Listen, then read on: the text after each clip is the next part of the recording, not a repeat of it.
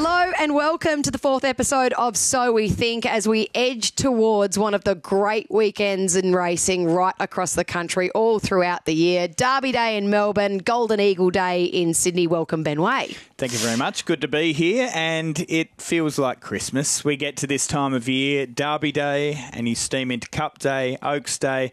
Throw in the Golden Eagle for $10 million. We have Stakes Day to round it out. So it is a brilliant time of year. Couple of challenges for people who are considering going. I went to 14 straight Derby Days. 14 straight? Yep, and only on 2 occasions did I make it there for the first race. Yeah. The first jump's I think it historically was pre-11. Yes, it was. 10:40, 10:45, somewhere around there. Didn't matter. I could hop on that train at 7 a.m. I still missed the first. Something had happened. Train would be delayed. Tickets, getting in, whatever. But that's the challenge to everyone out there. And as is the nature with Derby Day, because it's an all-stakes racing program, you actually miss a stakes race first off the bat, which is tough to swallow. Although how I've bet on Derby Day recently, it's been a win to miss a race because it was just one less chance to bleed profusely. And speaking of bleeding profusely, geez, I've continued to bleed. Tom Kitten was a rare highlight. Yes, he was amazing. But how good are you seeing them? Look, I'm having a good run of it at the moment. I'm happy to say I tipped a few winners last week with Espiona winning the invitation. She was brilliant, and I think we'll see that form from the Everest stand up again this week in some of the races at Rosehill Gardens, particularly Hawaii 5-0. Yeah, even alcohol-free looks a nice chance as well. I agree. In her race. So, yeah, I agree. The Everest form's always going to be the form. My best was Renaissance Woman. So Renaissance Woman peels out. I know we've got the leaders covered. The only horse I need to worry about is Zarek, who drew barrier 55 and was back last. And stinky old Zarek over the top for Team Hawks. And I love that horse. I know they've got a family connection to it. I think Michael's wife is a part owner in Zarek. I could be wrong there, but I think she is. And so I always enjoy it when they win, but that was one that I wish didn't happen. So we both got Tom Kitten in the Spring Champion Stakes, and he's a horse to watch throughout the latter part of his 3-year-old year. And then next year, we've had texts about this Cox Plate next year, I reckon looks right for the taking there. And then price did you see? $15 I saw. Did you take it? I didn't take it, no. I didn't take it. And then on top of that, I also had Romantic Warrior, of course, in the Cox Plate. So that was a nice day. I mean, I know you're tight with Katie and James, and it was great to see him. I think you described it really well, not just here on the vodcast, but also during coverage. This was a journey. It wasn't just a matter of the best jockey hopping on, a horse. They chased him. It was convincing them to come. It was things haven't gone to plan, feed issues, training issues, everything. It was his masterpiece. Yeah, I think it was, and celebrations still to come for that family. So he stayed in Melbourne to gallop Shinzo, I think, on Monday or Tuesday ahead of the Coolmore. So I'm sure they'll celebrate it. I underestimated how good Shinzo's run in the Everest was. Live chance. We'll give our tips later on, but this is the program of racing that we've got across 2 states on Saturday at Rosehill Gardens, the $10 million Golden Eagle for the 4-year-olds over the 1,500, plus the Rosehill Gold Cup and the Giga Kick over the 1,300 metres, and then at Flemington it's stakes racing galore, including the Group 2 Wakeful for the 3-year-olds over the 2,000, the Victoria Derby, of course, over the 2,500, the Coolmore Stud Stakes, which looks to be the race of the day for the 3-year-old sprinters, and then the Empire Rose for the fillies and the mares over the 1,600 metres as well. But the Golden Eagle, special guest, she shares favouritism in the race, the trainer of AMELIA'S Jewell, Simon Miller. Simon, thank you for joining us, and we're excited to have you and this superstar mare in Sydney on Saturday. Of course, AMELIA'S Jewell has had an up and down preparation so far, but her quality has still shone brightly over the course of this spring. Emma, Ben, good to be on the podcast. Yes, it's been an emotional roller coaster, this journey, Melbourne to Sydney. So hopefully she'll bounce back Saturday and we're away again. So how long have you been away from home total? I've been commuting, just zipping in and out on planes. So come over to watch a gallop or stay the week and then venture back. But it's a bit of a tricky one for me with that 3-hour time difference. She works at 4 o'clock, and so I get up at 3:30, which is 12:30 at home, and I'm still on the Perth time zone. So not really that enjoyable, but it is when you go, like Flemington or Randwick this morning and watch her work, and it's worth it when you see a good horse. Her best is exceptional, and as a result, she's so hard in the market. You must be thrilled to have a horse of this caliber for one, but the excitement ahead of what is a $10 million race. How do you contain yourself? No, I'm all right. I'm just sort of one day at a time. But, yeah, it's great to get your hands on an elite one. We've had some really good horses in the past that, that have racked up $1 million plus, but then they're good operators. And then this one's just another level above. And when you've had the good ones and you see a freak, you just know you're in for a wild ride. So she was elite, obviously, in the Let's Elope and the Stock Stakes. We got to see her at her best there. And then I think we've all come to terms with what happened in the Toorak where she ran ninth. So she had a bug, and how did her bloods were a little bit off, were they? And she was off her feed for a number of days? Bloods were normal, which was frustrating, and pulled up sound. So that's always great from a training point of view when one throws a doozy in. But she wasn't eating, and that's she's a machine. Like, she got off the truck this morning, straight into the feed bin, and that's her greatest attribute. But post the Toorak, she wasn't eating until Thursday. So, and then obviously with the media hype around her, everyone found out because I was doing a lot of media, and then I had a heap of Flemington trainers reach out and say that they had a heap of their horses doing very similar things. We've seen the Toorak as a nice form reference for this race in the past, and you don't necessarily need to win. In fact, we've had a beaten favourite in a Toorak then come out and win. So you can bounce back, but it is hard to have a level of confidence after you've seen a run like that. And you do have a query in regards to gear that you've been... Yeah, I wanted to throw this at you. So I remember speaking to you probably about a month ago, Simon, saying, if the blinkers are applied on her, she improves, 3-4 lengths? Why are we getting no blinkers on Saturday? Oh, because she had a genuine excuse the other day, so I don't want to jump at shadows. So I'll back her in and she'll go there and deliver. This is a $10 million race, and you have the opportunity to win. I mean, let's hope that she adds more Group 1s to her CV, but this is the big dog of the campaign, and you don't want to use a piece of equipment that is going to, just... Oh, dear. No, I just got a text and it vibrated. So for those unaware, you're probably thinking, how did that just happen? Now, when you're in hotels and you're trying to do these sorts of chats, we had it during COVID, didn't we? You try all different things to get the computer at the ideal height. And unfortunately, Simon has tried to work it out. Stack it with a few pieces of kitchen. I think he's got a fruit bowl. He's got a glass, and clearly we've taken a tumble. I guess the other thing Ben wanted to touch on was the navigational challenge that she may face on Saturday, just the Sydney way of going. And that's the other thing I was, did she work well going around that way the last couple of times? Or, just trying to pick apart, what's happened the last couple of weeks, mate? She's been brilliant reverse way. She got on the Sydney lead straight away every time. So that was Frosty couldn't believe how quick she was adapting to it. And it's a funny story. Tuesday they had breakfast with the stars at Flemington, and there was like 500 people in the grandstand all watching the machines roll up down the straight. And at 8 o'clock, it's the only time we can do reverse gallops when they shut the inside track.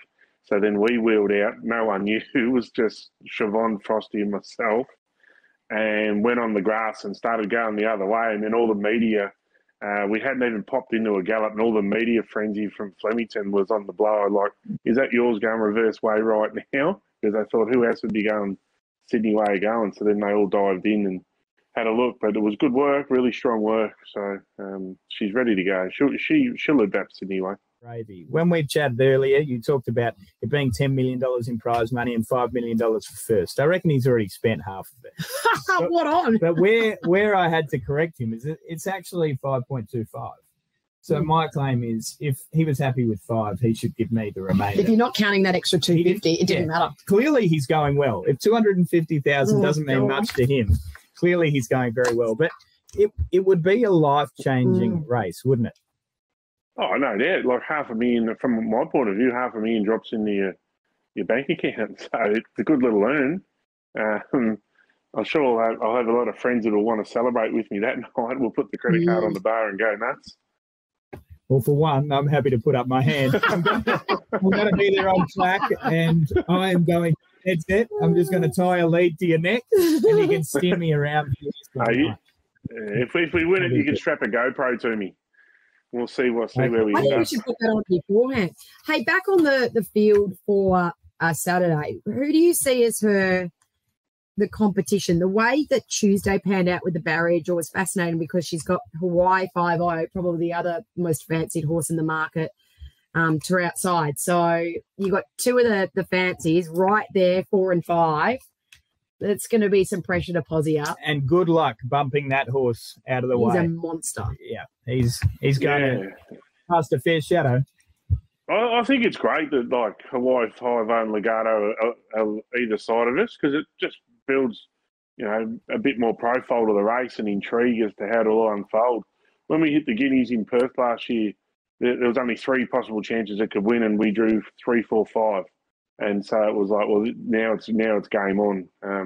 And this looks like it, with no disrespect to the others, but they're probably the 3 that are corner in the market, and they've all drawn favourably. So yeah, it'll be fascinating. Like Hawaii 5-0 will probably be in front of us, and Legato will be behind us. Hey, how did you find? I know that you threw it out on Twitter and asked for a vote, but was there ever a point where you thought you might go the other way and stay in Melbourne? I'd like to think it wasn't a Twitter vote that helped sway you.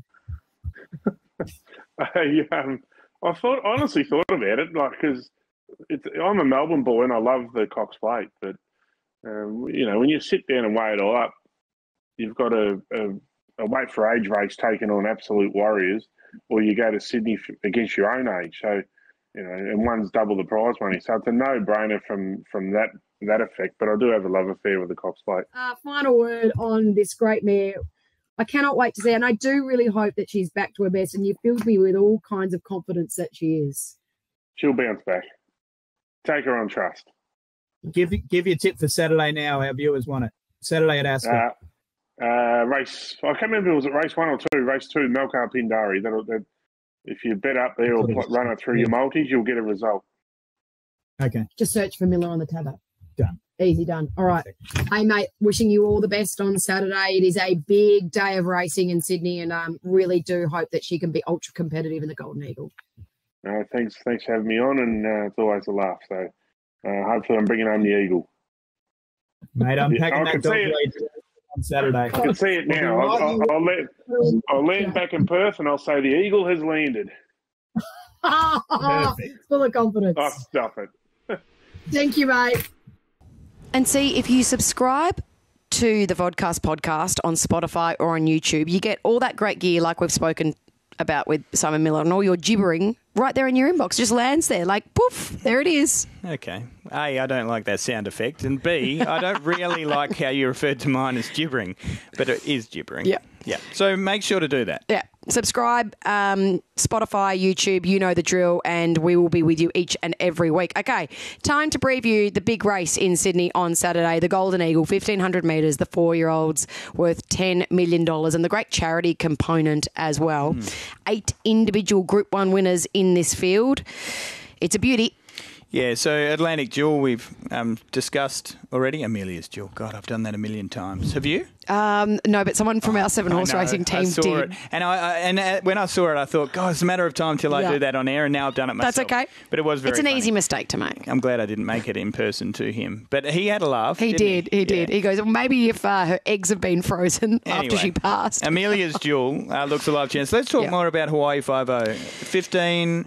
1,500 metres. Most people are saying 12 to 15 looks an awkward jump. I completely agree with you. This is a horse that we know needs more ground. And if anything, if the Everest wasn't there, I reckon they would have been building up towards 15 anyway. So, yes, the 300-metre jump is undesirable, but the distance range is ideal. I think this is his race for the taking. I think jumping up is, it does look a little bit strange, but I think the 1,500 metres at Rosehill, plum draw.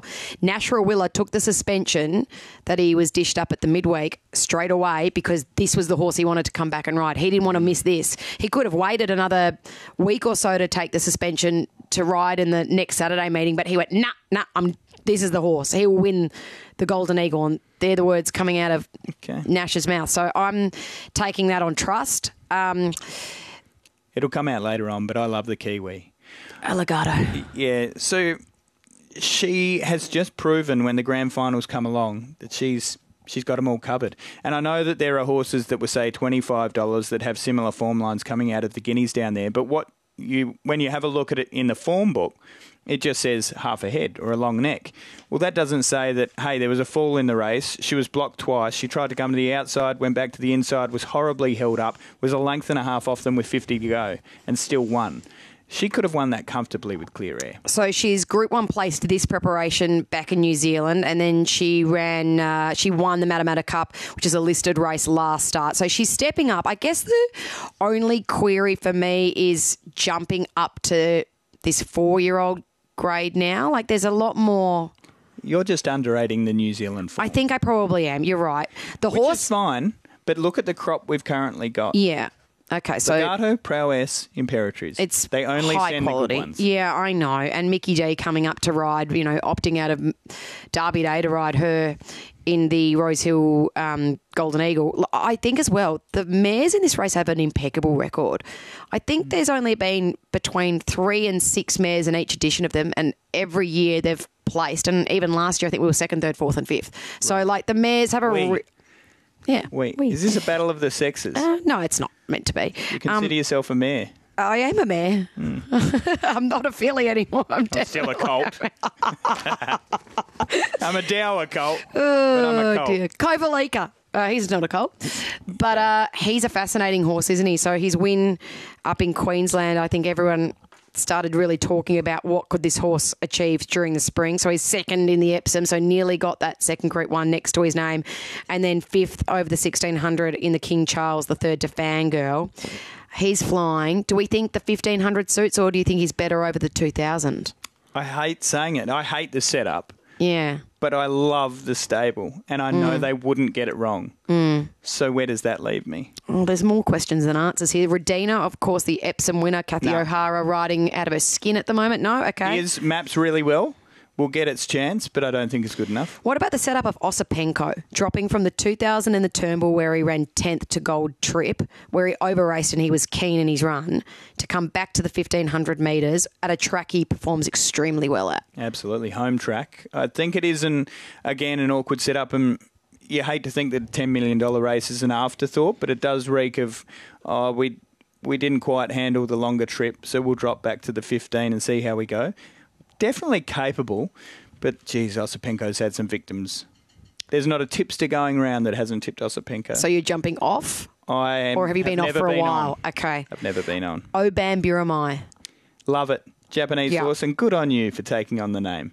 Unlike Josh Parr, who picked up the ride this week and he's refusing to say it, which I understand, Joshy. It's hard to do.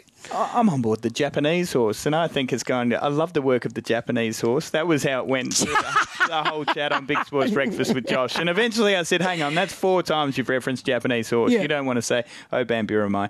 But when you have a look at the credentials in Japan, albeit in juvenile races, this is a Group 1 quality horse who's made a mess of them in lower grades, has handled all going, which I love, because a lot of the time with the Japanese you think has to be on top of the ground. Yep. That's not the case with this horse.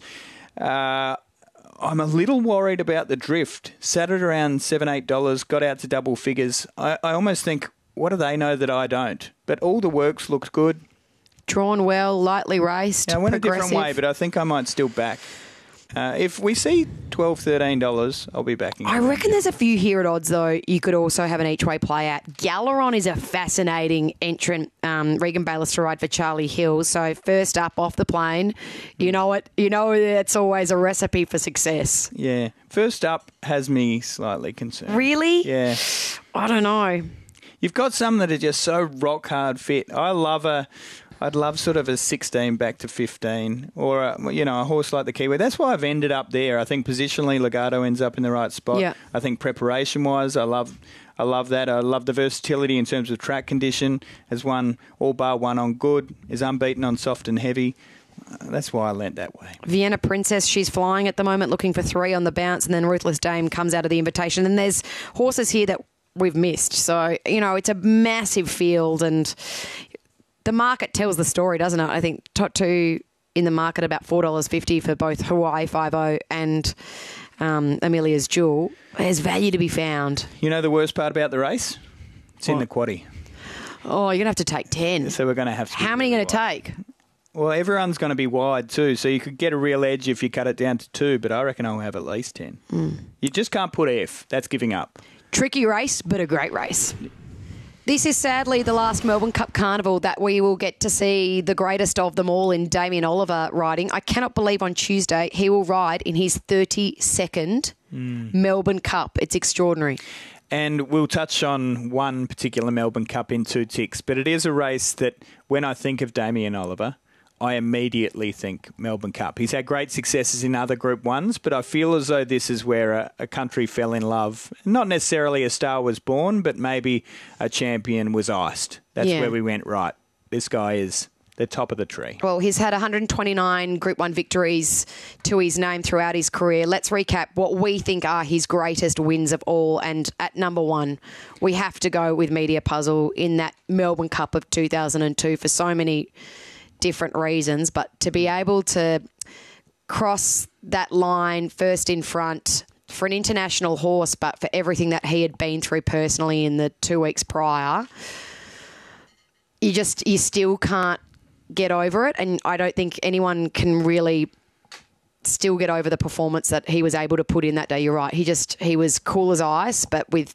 so much heartfelt emotion running through his body too. Yeah, and the bulk of us, we know when we've had family tragedies, it's hard to come into work. And regardless of what your job is, it's tough. We work in the media, so people can see us. We can't hide behind a desk, so that's difficult. But as a professional sports person, to go out there and achieve the best shortly after your brother's passed away, absolutely terrible to be in that position and amazing to surge out of it. And I think at one stage when this podcast vodcast is up to its 300th episode, we might do a top 5 celebrations of all time. Yeah, that's one of the best. I think for so many reasons it's number 1. Brenton of Dulla would be the Sketty Spirit, right up there. with the bow. With the bow was brilliant. Hugh Bowman Lion Tamer. I'll get my list up when we do it. Let's do it soon. But there are a few, but that one is one that just sits. It'll sit with me forever. He looks up to the heavens, he kisses his hand, and he raises it to the sky and says, "For you, brother boy." Yeah. Oh, I just get emotional even thinking about it. Yeah, and now there's a reason we've only got one list.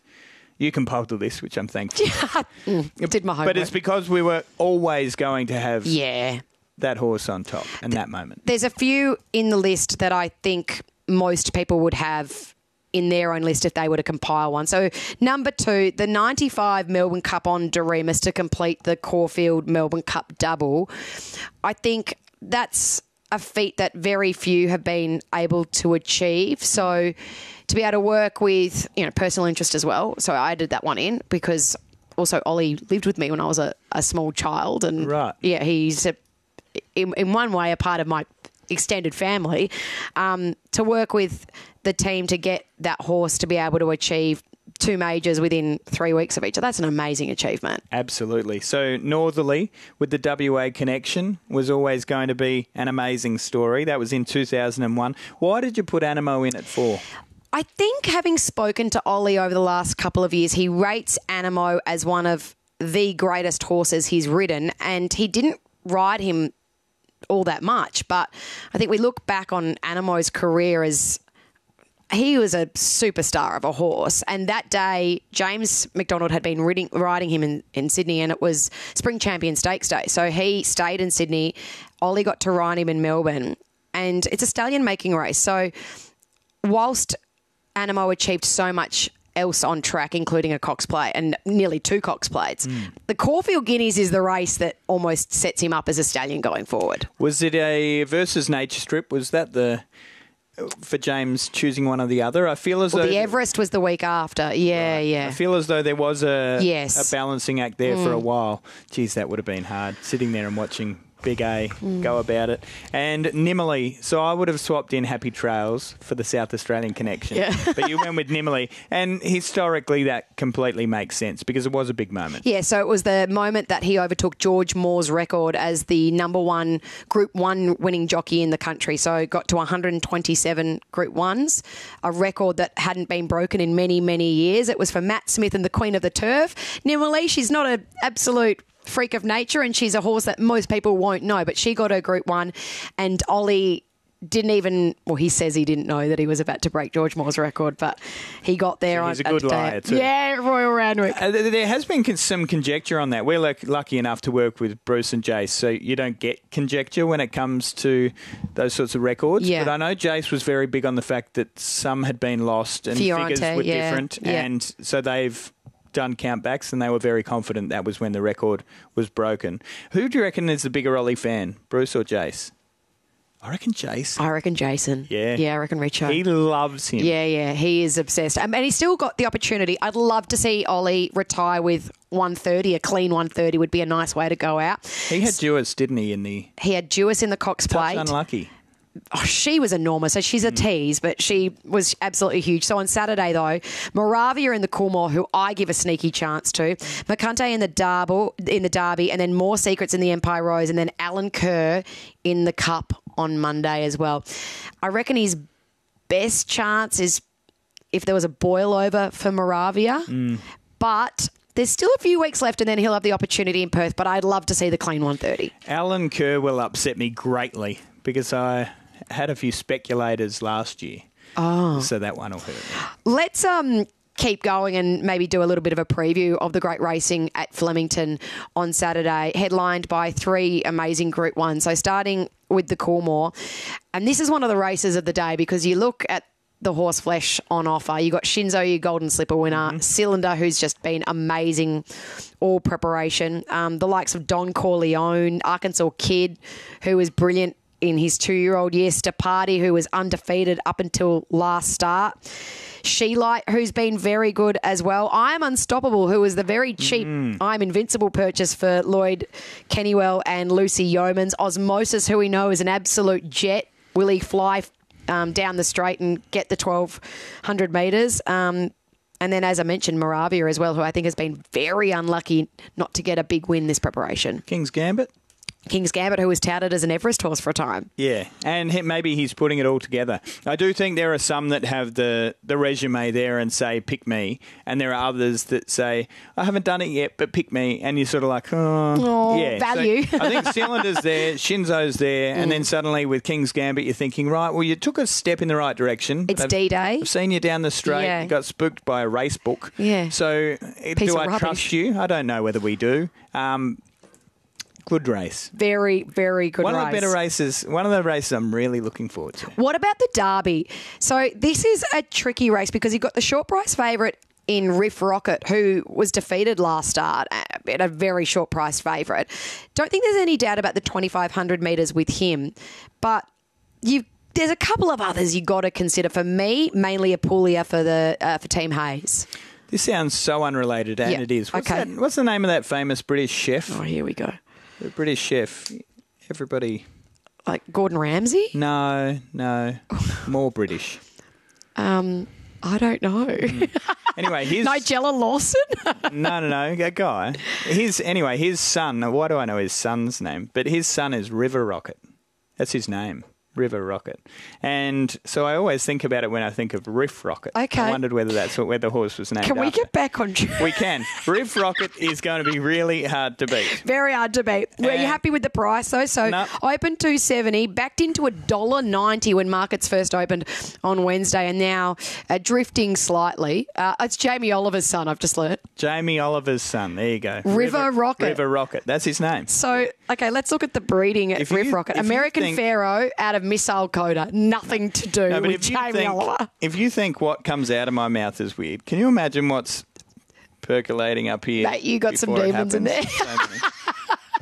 Anyway, the takeaway, we discussed this off air, and I absolutely believe it to be true. People watched the replay of Riff Rocket, and all they saw was the price and the fact that he didn't win. Go and watch the sectional times. What they failed to consider was that the task was so ridiculously enormous. The run to get that close was everything you want ahead of a derby.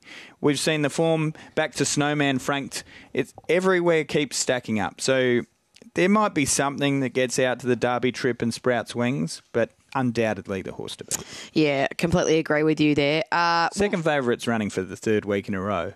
The Hayes team are confident, but I don't know. I'd rather lean the other way. Yeah. The other Group 1 on the program at Flemington, the Empire Rose for the fillies and the mares over the 1,600 metres. This is a cracking race, and in terms of Group 1 quality at Flemington, this is the race that holds the key. So in the Golden Eagle in Sydney on Saturday, we've got 8 individual Group 1 winners. Yeah. Across the whole card at Flemington, only 6. Yeah. There are races like the Derby where you've got horses that have only just got out to a distance range where they're capable of winning Group 1s. So in that way, it's maybe a bit misguided. I think alcohol-free to the mile. We haven't seen her over the mile yet in Australia, and that's where she was at her most damaging. Debut was at a mile. Australian debut was. We can't count the debut. It wasn't her. It was like a shadow of her former self. This preparation. So she's gone the 12, the 14, and now we get to see her on the quick backup as well. Don't mind that at all. And people fell off. They decided, no, she's just not going to be anything in Australia. I think once we've seen enough. Yeah, I think Princess Grace, she has been huge every start this preparation and should have picked up a big race along the way. And then you've got the likes of Hope in Your Heart, who always holds a soft spot in my heart. Yeah, very well named. And we love the small stables. Kerry Parker would be a great story. And so Renaissance Woman not running in Sydney, running in Melbourne. Yeah, I'm glad that we got that news before we came here. I thought they were a live chance. Was going to go around in the last, I think, there on Saturday. In the Rosehill Gold Cup over the 2,000. Rosehill Gold Cup, that's so right. she drops back from the 18 to the 1,600, which might suit her. Quick backup as well. I got told to not lose faith after last time out. Okay. The second, but I have lost faith. Oh, you're jumping off. I think I am. Yeah. All right. Well, let's get into our selections then if you're jumping off and take a look at who we're tipping to win all the big ones on Saturday. I will start with my best, and I know he's skinny, but think about it, just wins the Giga Kick, doesn't he? He's 2-horse race with the stablemate.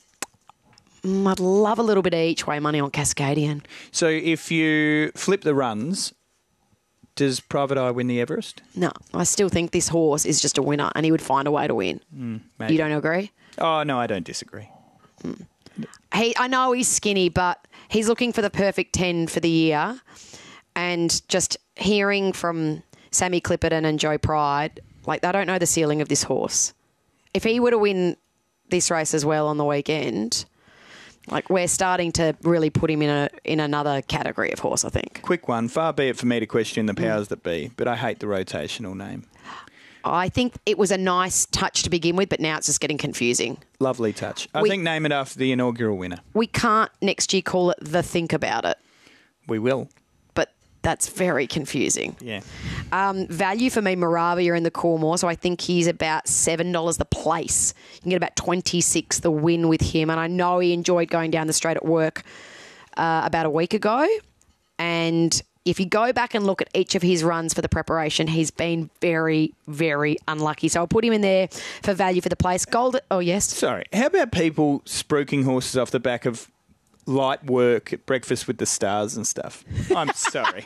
I'm sorry. Who are horses are firming off the back of that. Melbourne Cup favourites are firming. Are you talking about Vauban or Vauban? Yeah. Jeez. I mean, I'm not in the Vauban camp, but off the back of that, geez, talking about in hand, they didn't even let it go. And it's over the 32. Like, does track record really matter? Come on. For the Golden Eagle, Hawaii 5-0 for me, getting up to the trip that I think at the start of this, we looked at the 1,200 for the Everest, went, God, that's going to be short. We all forgot that he's actually probably more a 1,400, 16-metre type of conveyance. So getting to his proper trip now, the Cormor, Shinzo to complete a very rare double golden slipper into a Cormor, which would make him astronomically valuable.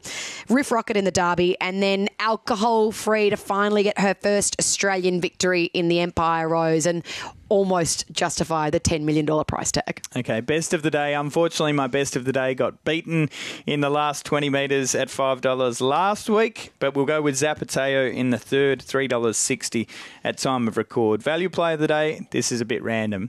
I reckon if you're ever getting my tips, so everyone who watches Black Bookers will be well aware, the more random the venue, the more confident I get. And the more confident you should get. Group 1s aren't my area. I'm venturing up to Eagle Farm. Oh, I thought you were going to go Gosford or something. I mean, Eagle Farm's a metro major track. Yeah, but it is Derby Day. What race? $7.50. Race 4, Build a Bank. Is that what you're telling me? Yeah. Okay. Golden Eagle, I'm going with Legato. Okay. Everything I've seen of these Kiwis, Prowess, Legato, they are top shelf. Imperatriz, for that matter. Coolmore Stakes winner, Cylinder. He keeps bumping into one too good, but when you're running in an Everest and you're bumping into a couple too good, I'm fine with that as a form reference. I think, apart from the slipper where we saw Shinzo go past, he's proven himself to be one of the best. Victoria Derby, Riff Rocket and a tissue to round things out. Okay, so download the Tab app, gamble responsibly with all of our selections over the course of the weekend. Especially mine. Have you had a winner yet? Well, Tom Kitten won. Oh, okay, yeah. But I think I might have had 2 last week, but it's only been shorties. I've been terrible. Thankfully, I've been good on Thursday's show, but what's magnifying my crappiness on this is that you've been great. So I need that to flip. I don't want to just have a good week. I want you to have a shocker. Oh, geez.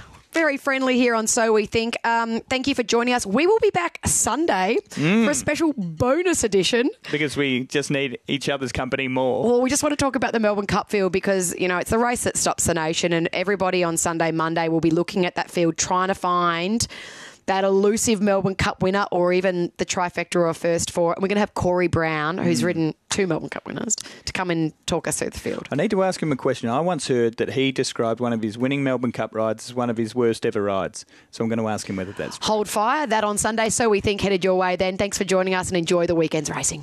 What are you really gambling with? For free and confidential support, call the number on the screen or visit the website.